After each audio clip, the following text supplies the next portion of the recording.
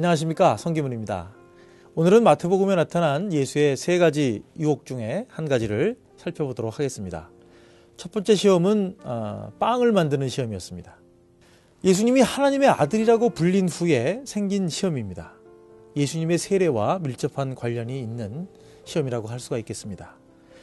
세례 요한은 유다 광야에서 하나님의 나라가 가까웠다는 설교를 하였고, 또 요단 강가에서 죄인들에게 세례를 받으라고 말씀을 전했습니다. 그때에 예수님이 나타나셔서 예수님도 세례를 받으시고 또 그 이후에 시험을 받으셨습니다. 예수님의 시험의 특징은 성령의 인도하심을 받은 그런 시험이었습니다. 지리적으로 말하면 요단강이 제일 아래쪽에 있기 때문에 세례를 받으러 내려오셨다가 다시 성경을 보면 유다 광야 동쪽 고지대로 올라가셔서 그곳에서 시험을 받으셨습니다. 예수님은 하나님으로부터 내 사랑하는 아들이라, 내가 그를 좋아한다 라고 하는 그 말씀을 받으셨는데, 그것 자체가 고대 근동의 일종의 대관식을 의미한다고 합니다.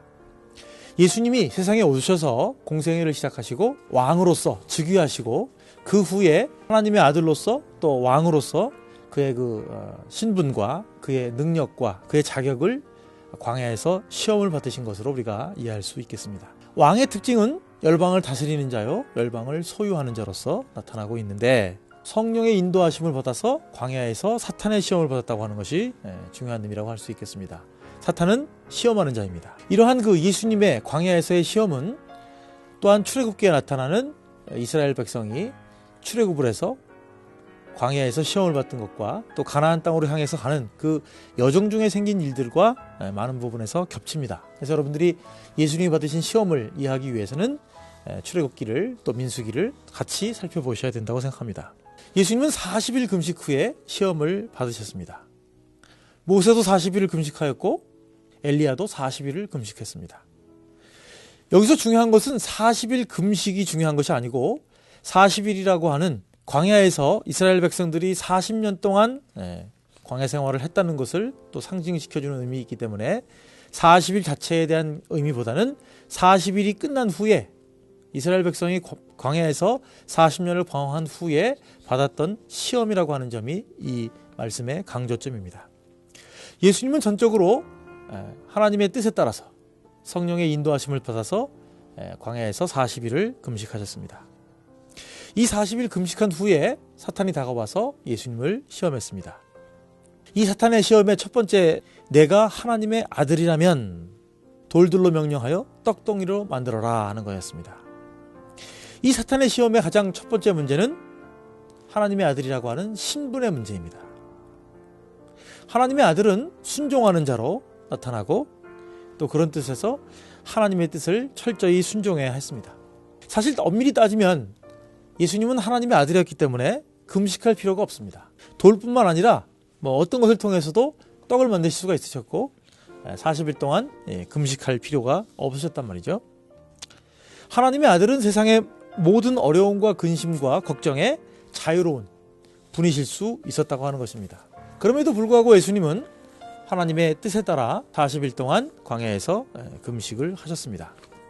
이후에 예수님의 생애를 보면 예수님은 떡을 만드시는 분으로 나타납니다. 2번 이상 떡을 만드셔서 이 광야와 같은 세상에 살고 있는 청중들에게 굶주림을 해결해 주신 분입니다. 또 우리가 알고 있다시피 예수님은 기적을 행하는 분으로 나타납니다. 그래서 예수님이 할 수 없었기 때문에 못하신 것은 아니었습니다. 그러나 여기서 중요한 것은 예수님은 자기의 유익을 위해서 기적을 일으킨 적이 한 번도 없으셨다는 겁니다. 또 우리가 이 광야 생활에서도 잘 나타나고 있듯이 일용할 양식은 하나님께 구해야 합니다. 예수님이 하나님의 아들로서 세상을 이기시고 세상을 다스리러 오셨는데, 예수님의 개인적인 욕망을 채우기 위해서 하나님의 뜻에 거슬려서 기적을 일으킬 수는 없었던 것입니다.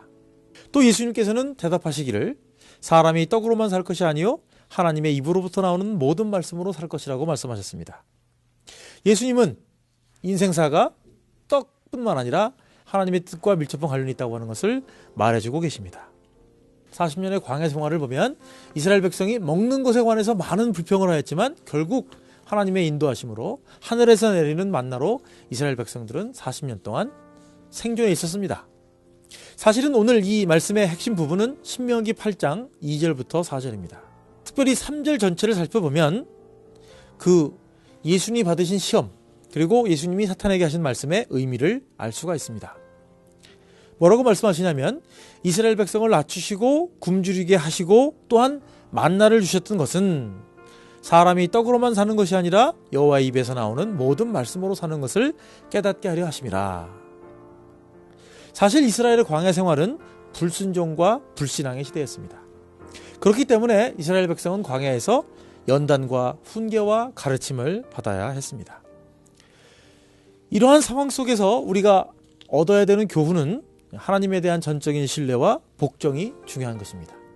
개인의 욕심과 개인의 필요로 인해서 예수님이 기적을 일으켰다면, 돌덩이를 떡으로 만들었다면 예수님의 40일 동안의 그런 굶주림을 해결할 수는 있겠지만 하나님의 뜻과 하나님의 부르심에는 적합하지 못한 일탈행위를 하게 되었을 것이라고 하는 것이죠. 그래서 예수님께서 그 돌덩이를 떡으로 만들려고 하는 유혹을 거절한 것은 단지 개인의 유익을 위해서 기적을 행하지 않으실 것이라고 하는 말씀뿐만 아니라 40년 동안 이스라엘 백성이 광야에서 방황하면서 얻어야 했던 교훈을 또한 우리들에게 상기시켜주는 것입니다. 사실 이스라엘은 40년 동안의 광야 생활에서 믿음보다는 불순종, 불평과 불만의 인생을 살았기 때문에 어찌 보면 그 사람들의 광야 생활은 실패로 끝났다고 말할 수 있습니다. 그럼에도 불구하고 하나님은 은혜로 이스라엘 백성을 가나안 땅으로 인도해 주셨고, 그러나 또 그것과 대조해 보면 예수님은 40일의 금식 기간을 성공적으로 마치고 사탄의 유혹도 이기시는 분으로 나타나고 계시다고 하는 거죠.